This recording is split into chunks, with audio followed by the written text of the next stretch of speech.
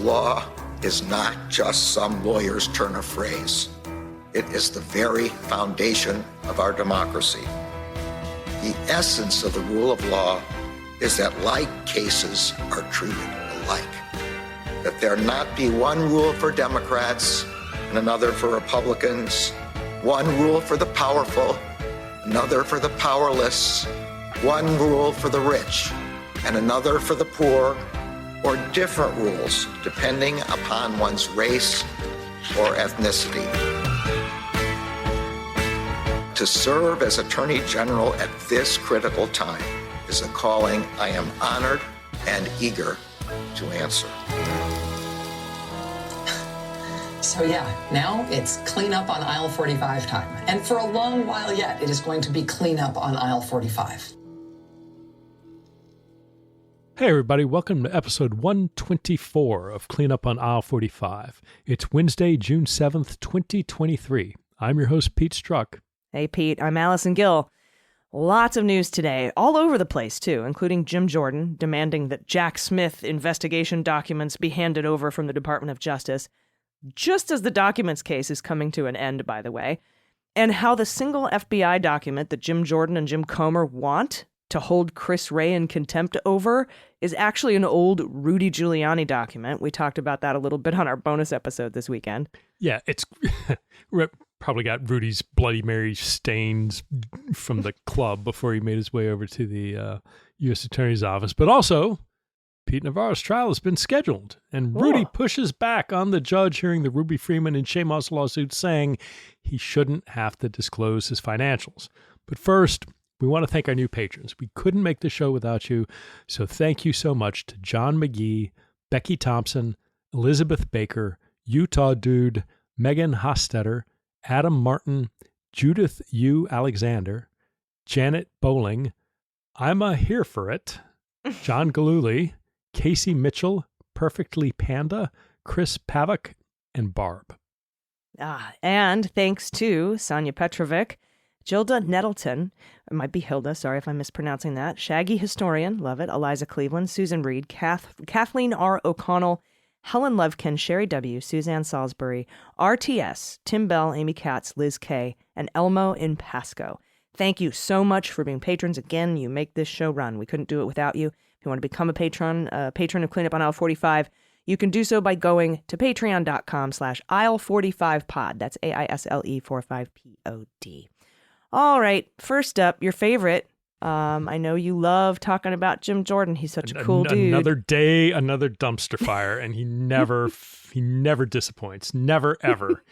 He is as regular as Metamucil on your bowel system. He's apparently that's a really good actual metaphor. Yeah, for him. It's a good image, right? He's apparently trying to give Donald Trump a peek inside the special counsel investigation because, Donald Trump has enlisted House Republicans to be an arm of his defense team.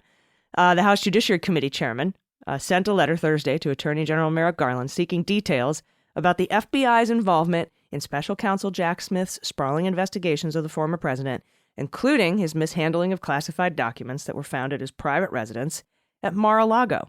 The letter says, Pete, quote, explain whether any FBI employees who have worked on Special Counsel Smith's investigation previously worked on any other matters concerning President Trump, unquote, and explain, quote, whether Special Counsel Smith's investigation relies on any information or material gathered exclusively by the FBI prior to the Special Counsel's appointment. What?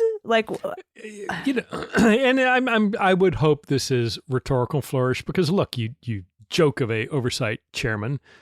The fact, obviously, is that for the better part of a year, Trump was haggling first with the National Archives, and then after the National Archives found a bunch of classified information and gave it to DOJ, and DOJ began investigating. Of course, the FBI gathered information and material prior to the special counsel's appointment, which only occurred after the search warrant. Trump. Yes. So it's all, this is clearly a little stunt. And the thing, again, Allison, keep in mind, this comes on the heels. There was Rolling Stone reporting late last week, which indicated that Trump was asking his close advisors to do everything they could to identify the attorneys and investigators who are working on the Mar-a-Lago investigation so he can immediately fire them. as soon as he regains the presidency, presumably. So this is nothing about oversight. This is just, they weren't having a lot of luck there. And so Jim Jordan is now taking up the mantle to try and get that information via a congressional route out of DOJ and the FBI. And, I hope it's not successful. But it's nonsense. Yes, of course, the FBI was involved prior to Smith's appointment. And who cares whether employees worked on anything regarding President Trump before, whether they worked on Martha Stewart, whether they worked on some, Endangered Species Act series of investigations in the Pacific Northwest. Who cares? Who cares? It's all a stunt. Oh, yeah. And as much as I'd like to see an answer, like, did any FBI employees work on other matters, including for President Trump? Probably. I would like to see that answer. Probs. I mean, we only have so many FBI agents and there's so many Trump crimes. And then, whether they had FBI material gathered prior to special counsel. Yes, it was called the search on Mar-a-Lago. Yes, that and everything else that the FBI did before since May, including the subpoena with the Department of Justice that they got a judge to sign off on, along with the search. So but more than likely, Jack Smith is either going to just ignore this or say, look, I don't provide anything that's part of an open and ongoing investigation. And they know that. Jim Jordan knows that. And by the way, a guy who hasn't responded to his own subpoenas from Congress. So whatever, dude.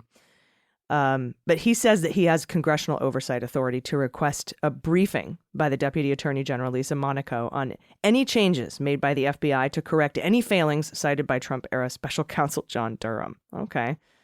Yeah, and that strikes me as a legitimate congressional request. You had a special counsel as much of a biased partisan exercise as I believe it truly to have been. But, to sit there, I think you can, with a straight face, say, hey, special counsel's done. We want a senior leader from DOJ to show up and tell us what changes were made. I hope, one, if the department sends anybody, I hope they take at least enough time to push back just a touch on some of just the outrageous allegations and innuendo that Durham had in his report, and to the extent that there is anything there to say, look, everything substantive was identified by the Inspector General.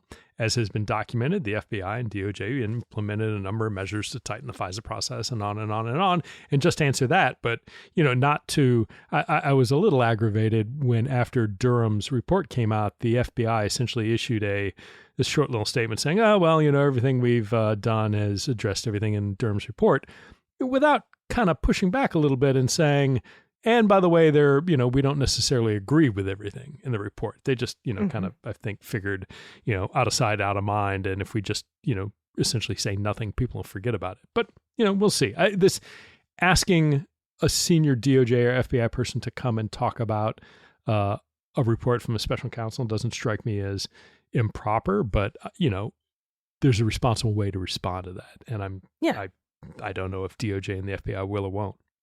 And they know the answer. They just went through the Mueller investigation. Samesies, right? Like, we think FBI policy hasn't changed since then, so we don't hand over stuff. Have a nice day. We'll see what happens with that. But we can't not talk about the Department of Justice documents case news today, Pete, because I know, we break this down. We go down in depth on the Jack podcast this weekend. But I saw you, on a couple of hits on MSNBC talking about what happened today. And, because we learned yesterday that Trump's lawyers were going to meet with DOJ officials. We found out today that they did. They met for 2 hours. We found out Jack Smith was there, which shouldn't be a surprise. He's the guy in charge. Attorney General Garland was not there. Lisa Monaco, the DAG, was not there. The Deputy Attorney General was not there. And apparently they asked the DOJ to not indict Donald. And they also brought up some what they consider prosecutorial misconduct on behalf of the special counsel's office.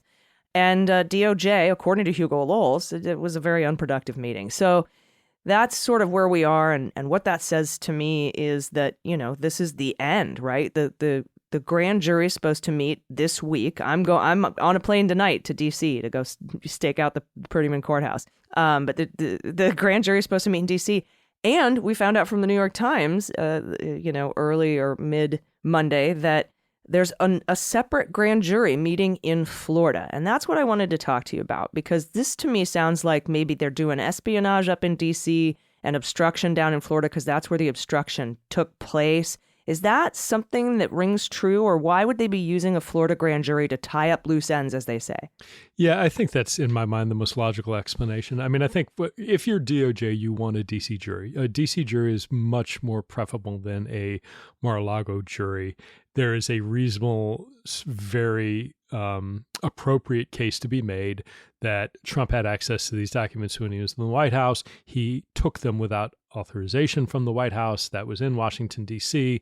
All the victim agencies are either in Washington, D.C. or Northern Virginia in the case of the CIA, and Maryland for the NSA. But you can make a strong case. It's not just, hey, we want a D.C. jury. You can make a strong case that those crimes of taking it occurred in D.C., and that wherever he possessed it later on is sort of secondary to where the initial wrongful act occurred. Now, what's interesting, and there was that I had heard for the first time, I think today, about that Florida grand jury. There are some things, like potentially the question is, okay, why Florida? I mean, there might be some things where, if you were trying to look at acts that had occurred after the fact, for instance, a hypothetical, if that Trump, along with Nauta or others, other attorneys or whoever else it might be, after they got to the point where DOJ is asking for the return and subpoenaing for the return of these documents, if they're engaging in a conspiracy to obstruct the return of those documents, that's occurring in Florida, right? That isn't happening in D.C., and you can't tie that to D.C. So that crime occurred and first sort of popped into mind down there. Even though the victim agency is in D.C., it's still a Florida because the crime. act, that's true, right? I mean, it's absolutely true that the victim agency is still up here, and you might have a tenuous argument, but if I'm a defense attorney, I think there's a much stronger argument to tell the judge that, look, this is, DOJ trying to venue shop for a favorable jury in D.C. This alleged act, which didn't happen. I'm speaking as the defense attorney. This alleged act, which didn't happen, nevertheless, as alleged, occurred strictly down at Mar-a-Lago. The people are in Mar-a-Lago. They live at Mar-a-Lago. Trump lives at Mar-a-Lago. Nauta lives at Mar-a-Lago. Whoever this little pool boy who drained the damn pool into the server room apparently also helped out while Nauta lives in Florida. So I think you could make an argument there. But, so that I think is Florida. And then the other question is, okay, if... And I've seen, some folks saying, oh, it's happening this week. I don't know. I don't know if and when it'll happen. I think it is fairly close.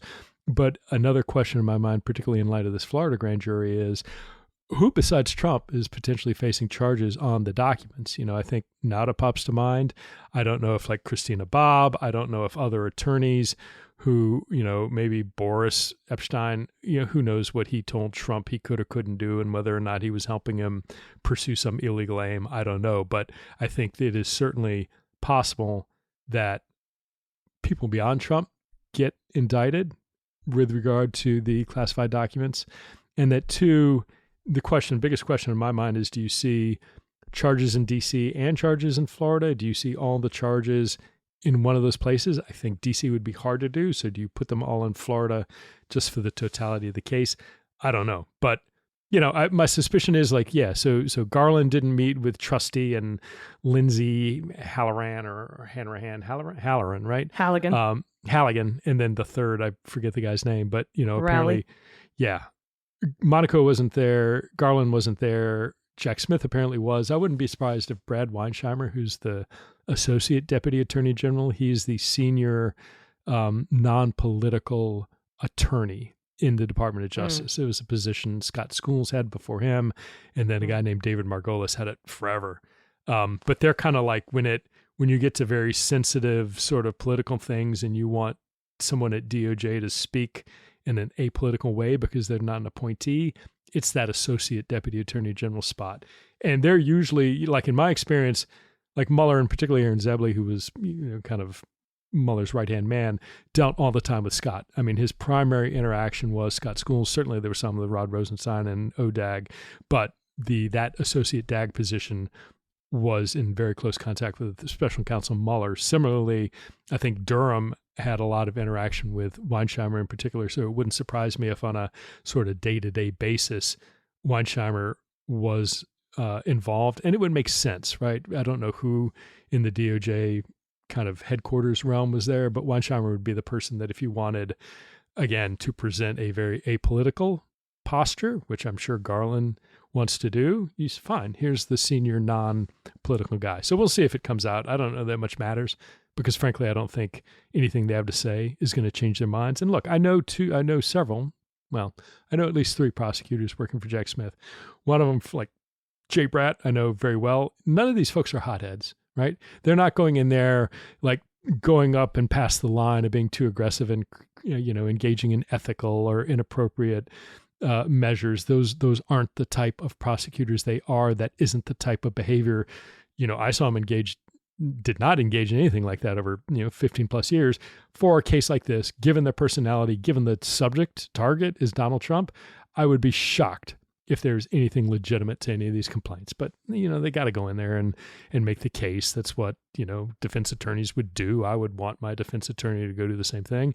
I don't expect it's going to make a bit of difference. No, I wouldn't expect so either.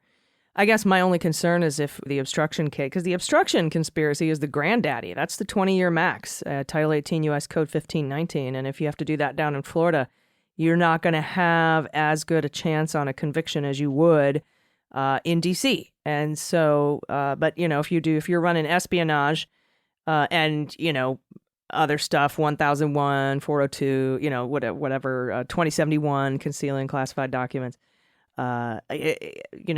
that's still a good beefy case. But if you have to separate out obstruction down in Florida, it's going to be interesting to see how that plays out. Jury's a jury, and you can have a hung jury anywhere. We've seen it in D.C. We saw it with the Manafort case. They were hung on 7 counts of the 18 because of one juror who, was a MAGA person, but was also like, hey, there's just documentary evidence on these other 11 counts. I can't dismiss that, So I think if the case is put on strongly enough, that all we can do, the only thing we have control over is thoroughness in the investigation and putting on the best prosecution that we can. Everything else is left in the hands of the jury and the judge. And that's the system. That's the system that we have. So, all right, well, we'll see where all that goes. But yeah, you sort of glossed over it, but the fact that pool guy drained the pool into the server room, it's just, I would be kicked out of a writer's room. Well, it's an Arrested Development episode, right? But the thing is, look, there are Always Sunny. It's an Always Sunny. People fuck up, right? I know everybody's looking there saying, questioning his motives and saying, hey, if Paul Manafort's willing to benefit from his access, is what's to say some, damn literal pool boy, right? Who's to say he wasn't profiting from it? That's possible. But look, people just, it was the same, some of the folks involved with the running the server at the last stage where Hillary Clinton contracted that out. They were doing some stuff. They made dumb mistakes. They scrambled to cover it up. And, it's the point being, you can't, it isn't necessarily nefarious motive all the way down. People do, particularly if you're the pool guy, fuck things up. And so, I want to wait and see, before jumping all over this guy. He apparently was also the same person, according to CNN, that helped Walt move the boxes from the presidential office or residence back down to the storage room or up and back down. But, let's hear, this guy's story before we jump all over him. It could be just that he's, muscular, 19 and stupid and, is good for lifting heavy boxes. And it's his boss, Donald Trump, told him to do a thing, right. Yeah. So, but it is just, a Keystone Cop. Drain it into this. Are you kidding me? It's going to drain the swamp. He meant the pool at Mar-a-Lago. All right, everybody, we're going to be right back. We have a lot more news to get to. Stick around.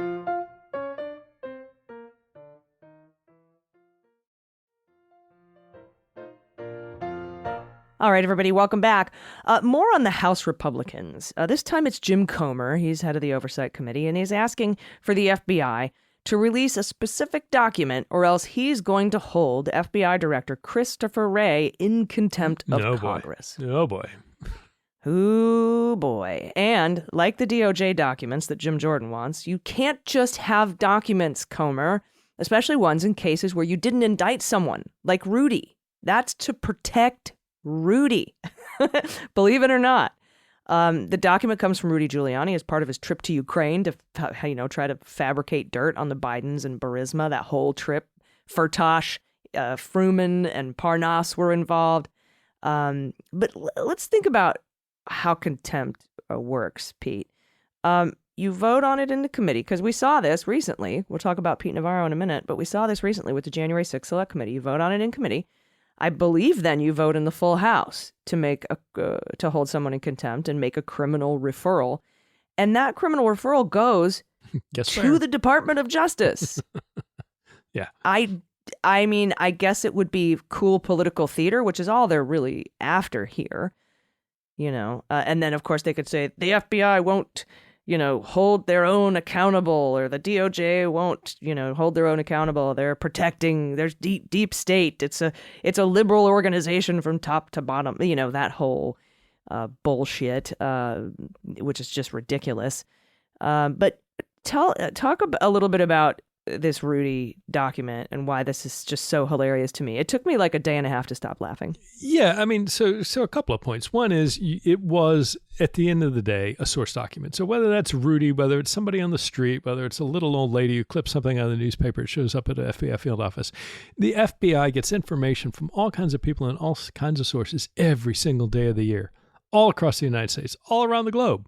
And part of the deal is when you get this information that typically, not always, but typically people want to have their identity protected. People don't want to say, hey, I went and gave this to the FBI. They want to protect themselves from getting drawn into some criminal and counterintelligence or terrorism investigation. And so the FBI does a tremendous amount to protect its sources of information, just because it is so important to what the FBI does. You don't want somebody saying, well, maybe I should go to the FBI, but they can't keep a secret. Every time Congress asks for something, they turn it over. So, why do I believe that I'm safe from that? So you need, as the FBI, to protect literally human sources, but all sources are the lifeblood of the organization.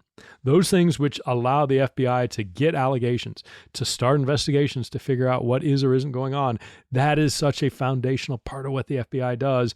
You need to protect it. And so not only is there a past practice of absolutely protecting stuff, notwithstanding Bill Barr and John fucking Ratcliffe, who gave up multiple sources who were providing information to the FBI on the conduct of Crossfire Hurricane and should burn in hell for the rest of eternity because of it. But in general, the FBI bends over backwards to protect its sources, not only because those sources might be in danger, but every future potential source before they decide whether or not they're going to put potentially up to and including their life in the hands of the FBI. They want to know that the FBI is going to protect their name and their identity. So I expect this is not going to get anywhere. And then when we back up, let's look, taking Rudy out of it, let's look where this might have come from. Around the same time, not only was Rudy running around with Parnas and Fruman and fraud guarantee and all that stupid crap in Ukraine, he was dealing with a guy named Andrei Derkach, who after the fact has been sanctioned by the government of the United States of America and is identified at a minimum as being an asset of the Russian intelligence services. So there is every bit of possibility that the Russian intelligence services created a document, a piece of disinformation or a mixture of information and disinformation, put it together. The Russian intel services gave that directly or indirectly to Andrei Derkach, who then gave it to fucking bumbling, drunken Rudy, who takes it back and comes and says, I've got proof of Biden corruption. So all of this stinks. It is a nothing burger.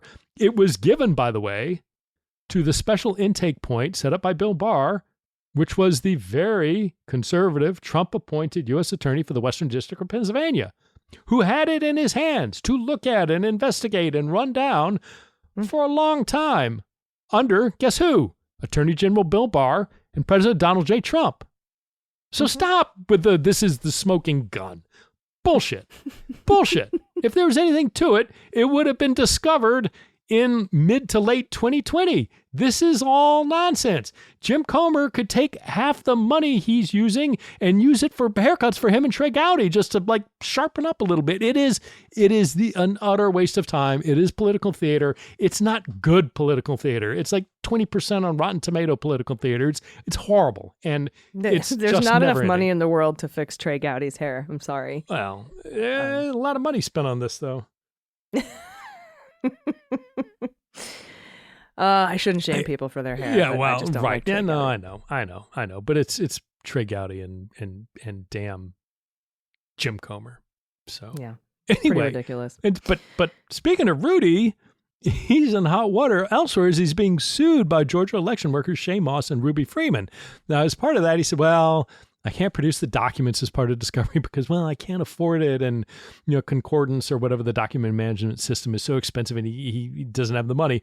And Judge Beryl Howell said, okay, well, great. Then I'm ordering you to prove that you can't afford it by disclose your financial information to the court. To which then Rudy, bluff called, says, quote, in his filing, as per Giuliani's declaration filed herewith, he has obtained the funding to pay TrustPoint to allow for full and complete searches responsive to plaintiff's RFPs, request for productions. Therefore, right. Giuliani respectfully requests the court consider its ruling in this regard. And then he goes on to cite case law where the ruling goes against what he's asking. So a little, backward-forward luring out of his argument, and says the minority opinion has been recognized repeatedly in the district. Now, again, this is not the prevailing controlling opinion. This is the minority opinion, the opinion that lost, right? He says, well, nevertheless, it's been recognized repeatedly in the district, citing a case from 1986, 37 years ago, right? And asked that he not be made to disclose his financials until we're talking about damages. So, come on, Rudy, you came out with a BS line. The court called you on it. And so now put up or shut up. Come up with the money. I have the money now to do it. Let's not do disclosure. But I have never seen so far in my 5 years of reading court cases, I've never seen somebody cite a losing case to back up their argument.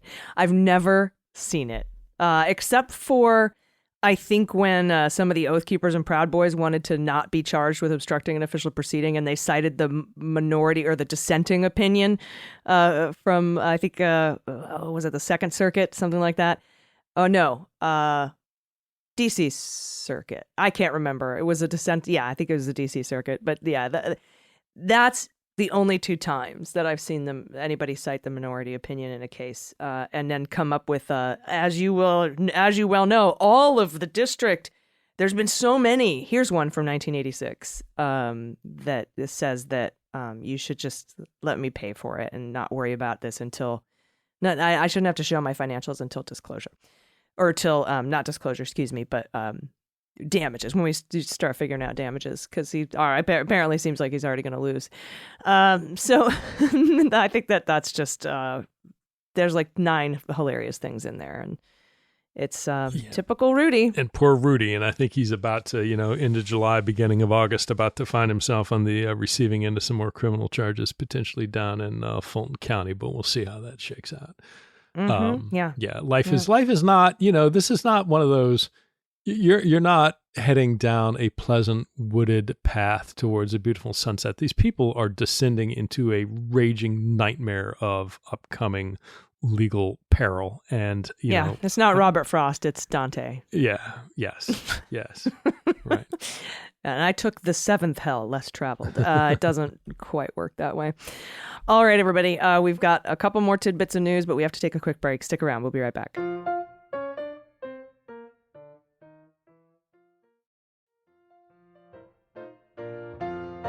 All right, welcome back. We finally have a trial date for Pete Navarro's criminal contempt misdemeanor charges, and it's September 5th. Now, you might say, well, why until September? I mean, part of the issue is that the D.C. circuit is extraordinarily busy with January 6th. I think an underappreciated impact of January 6th is not so much all these, defendants and what happens to them or not, but the follow-on, the knock-on effects that all of those trials have on every other bit of criming that's going on and has gone on in D.C., certainly including people like Peter Navarro's contempt, but just everything. I mean, crime didn't stop, right? I mean, whether that's, violent crime, white-collar crime, that's a constant. And so this massive deluge of the January 6 cases, over 1,000 of them, and more to come, has really had an impact on sort of the court's calendar. And I think this is a direct evidence of that. But yeah, and especially on the tail of COVID, when we were already so backed right. up because of the courts closing for COVID, and then you come back and you've got 1,000 new cases on your docket. It doesn't matter if you're the rocket docket anymore. I think that's at Virginia, but whatever. It's still, you're going to run into. So I thought September was actually not too shabby. That's Is it later in this? If it's, I love it, especially if it's later in the summer. Later in the summer, that's right. And then, of course, in Bannon, he's been convicted. He's appealing. We'll see how long that takes. I mean, again, I think the goal is that he is going to drag it out as long as he possibly can. I, expect he may well see. Well, especially since the judge told him he didn't have to be in jail pending appeal. Right, and some of that might be a function of the judge. I mean, I think any judge would be loath to throw him in jail while he's pending appeal. The reality is, given probably the sentence he would have received, he likely would have served it and been out by now. But, whatever. I mean, yeah, this he is was just 4 months. He got 4 months, and but and it's a misdemeanor, right? So right, and the reality is, look, Bannon is facing much greater peril, certainly up in New York. Both federally and I think at the state level. And then who knows what Bannon's exposure is with all the sort of January 6th stuff. And Allison, that's the other thing is like, look, when you go back to Jack Smith a little bit and whether they split the indictment between DC and Florida, well, they're already, if they issue this indictment, they're likely already splitting it because I would be shocked to see charges related to anyone about January 6th come out at the same time. So there's already likely to be a bifurcation in terms of the work of the special counsel's office.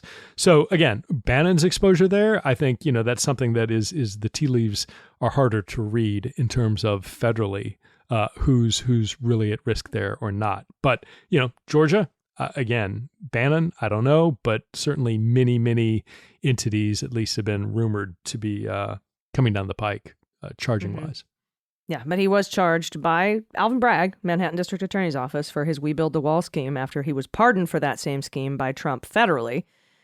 His other two co-conspirators got 3 years and 4 years. So I imagine he'll face roughly the same kind of sentence up in New York. But yeah, he's in a lot of legal peril, and apparently he's not talking to his lawyers or paying them, and that's just, I guess, his way of gumming up the works. But also, hey, so we talked just about this a little bit on the bonus episode.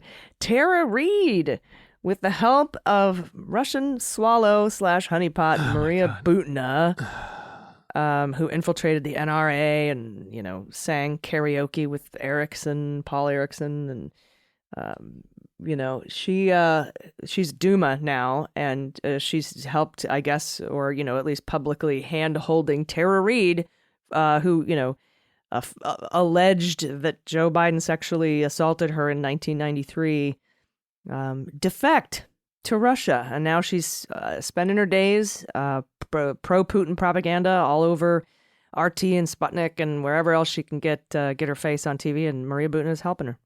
Yeah, I mean, talk about look, I think Tara Reade is clearly playing the role of a useful idiot. I don't think she is, necessarily deeply conniving and understanding that she's playing into the hands of Russian propagandists in an extraordinary way, which is the fact of what she's doing. But I mean, remember, Butina was here, convicted of being an agent of the government of Russia, was running around with everything from Rick Santorum to Bobby Jindal to John Jr., sleeping with Patrick Byrne, the guy running around proposing, with Mike Flynn and Sidney Powell the cyber ninjas at the end of 2020, Overstock.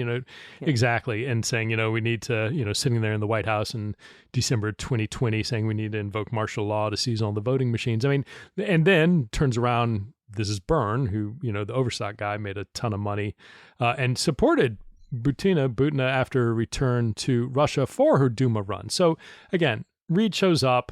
She gives this rambling. I mean, God bless anybody who listens to all of it. It was like 8, 10, 12 hours long. But essentially, Butina there to, help her into her settling into Russian life, to talk about all the evils of the American political system and the falsehoods about the American democracy. I mean, it was just a shit show. And, to the extent there was a certain group of people who were Butina apologists who said it was a poor young woman, just an opportunist, didn't really know what she was doing. Bullshit.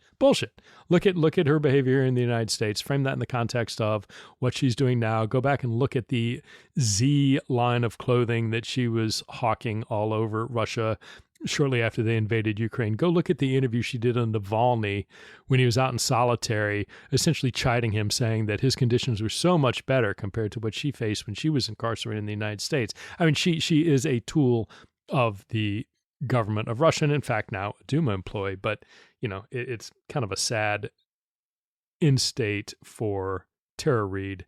It certainly does, I think, speak a ton to her utter lack of credibility about the things she was saying about Biden.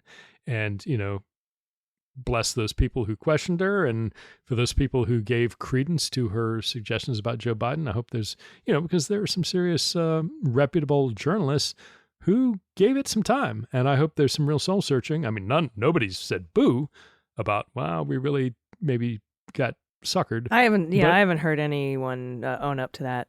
But I hope at least somebody in the context of knowing what's possible and what they fell for, they ponder it and, I think a lessons learned is probably the best that yes, exactly like CNN did with the town hall, like Chris Lick did, learned all those lessons. We're going to treat Trump differently. Sure. Just like Trump learned his lessons, Susan Collins style. Exactly. So, and Pete, I want to get your thoughts on this. Well, I read this. I instantly thought of you. One of America's most notorious spies, Robert Hansen, was found dead on Monday morning at a maximum security prison, Supermax, right, in Colorado. Yeah, look, I mean, and generally, I don't, speaking ill of the dead is a fairly well-known phrase and idea, and it usually holds. But I think, the thing I'd say about Hansen is he was responsible for the deaths of multiple Russians who had chosen to work for the United States, for the FBI, for the CIA, put their lives in the hands, just like we were talking about, that source calculation. Literally, these folks put their lives in the hands of the United States and were betrayed by Hansen and lost their lives because of that betrayal. So Hansen will forever be a traitor. He will forever be somebody who caused the death of people who bravely chose to support the United States. And that should be his epitaph. And, I'm not sad. Dying in a jail cell is what was going to happen eventually anyway, and it just so happened to have occurred on June 5th, 2023. So there you go. Yeah, well put. And what's this last bit of news that you shared with me? So shifting gear a little bit, talking about Russian agents or alleged Russian agents, it was interesting that... Are we shifting gears? Maybe not shifting so much, but interestingly enough, one of the Army Reserve's newest battalion commanders is none other than Lieutenant Colonel Tulsi Gabbard.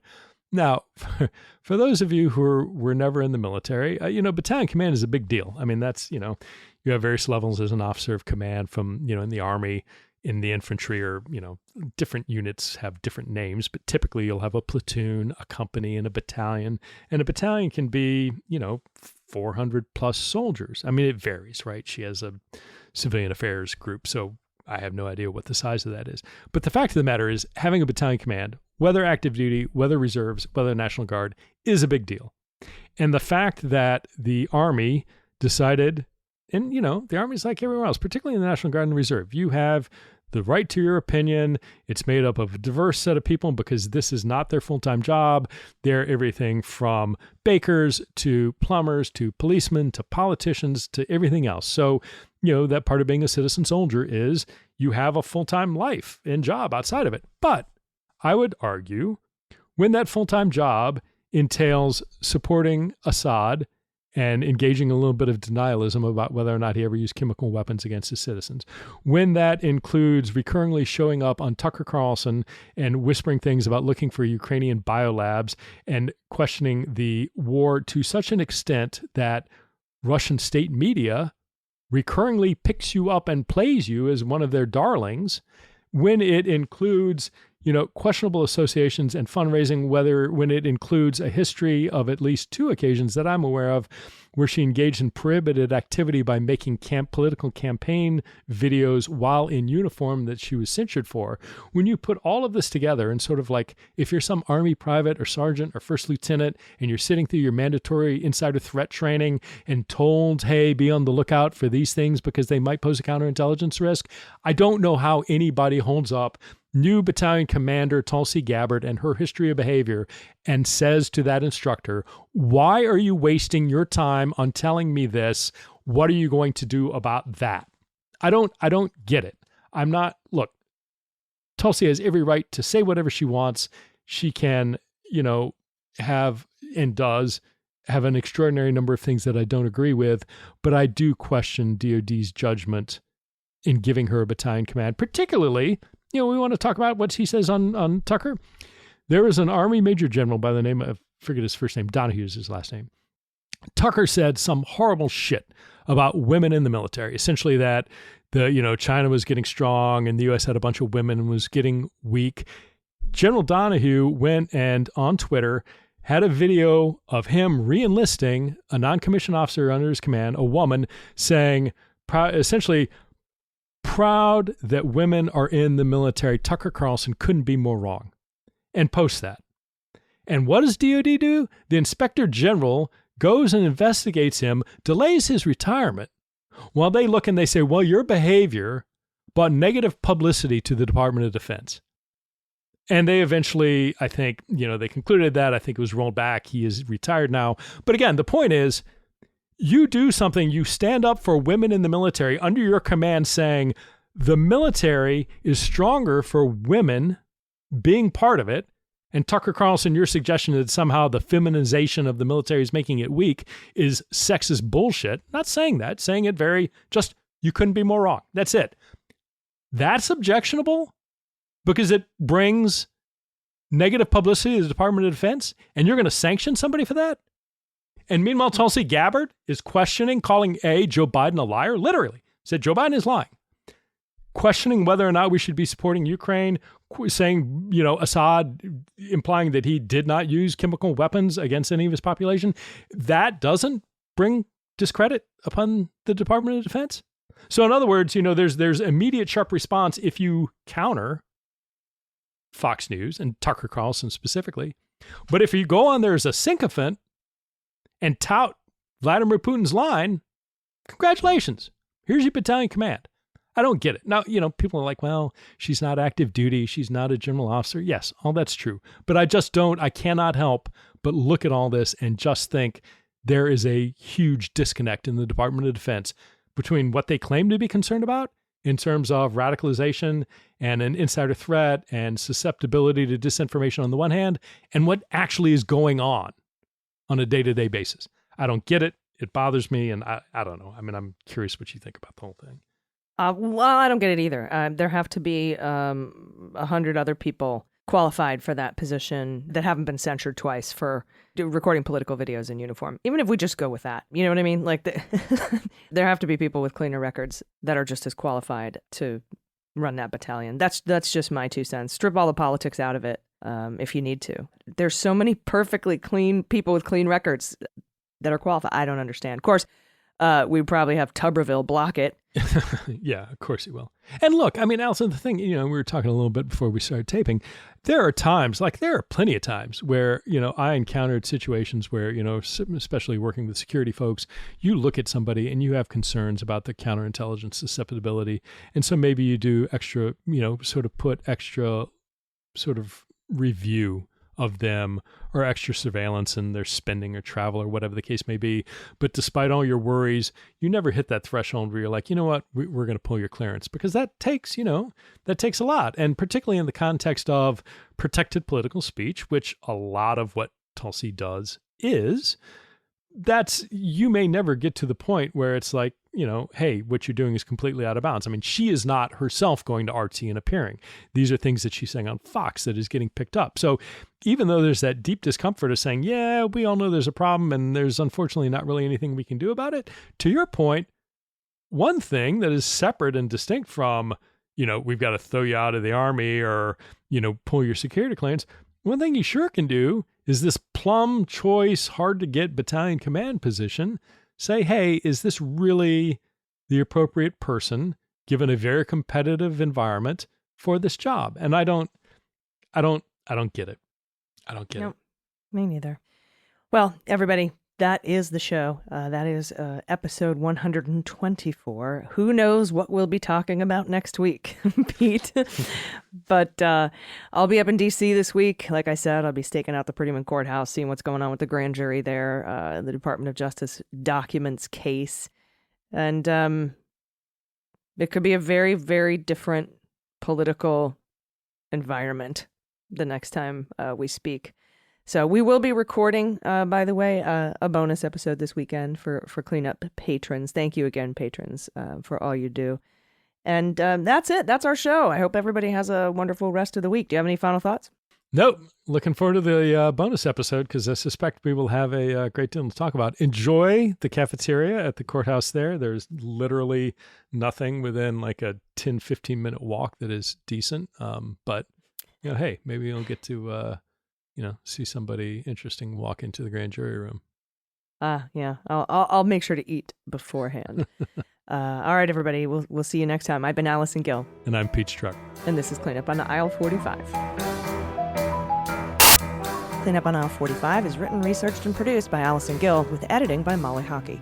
Our art and logo design are by Joelle Reeder and Moxie Design Studios, and our music is composed and performed by Adam Orr. Cleanup on Aisle 45 is a proud member of the MSW Media Network, a collection of creator-owned podcasts dedicated to news, politics, and justice. For more information, visit mswmedia.com.